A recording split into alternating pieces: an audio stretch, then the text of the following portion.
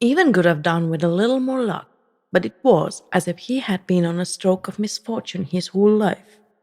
Maybe that is why he found himself on that chair knuckle cracking and waiting for the seer to give him something. Perhaps a new fate in the set of gods to make his life better, a rune to magically make him fall in love with the world, a potion or a numbing cream for his aching soul, something, anything to make him feel like a human being again.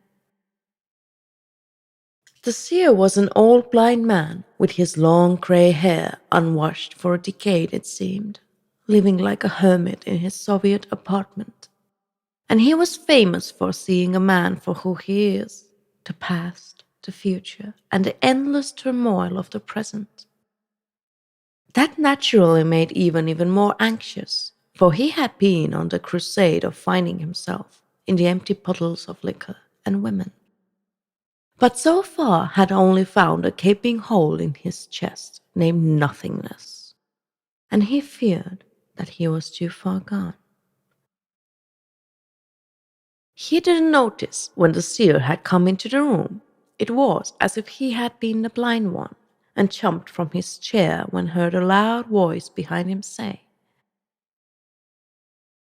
"Here you have come, like a demigod of war that cannot feel pain or die, yet the misery inside of you is as vast as the oceans you have traveled, in search of a father, a god, a reason to live."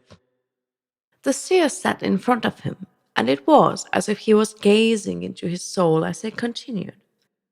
"My child, there is no potion or a rune for the kind of you, for the magic was bestowed upon you when you were born, my boy.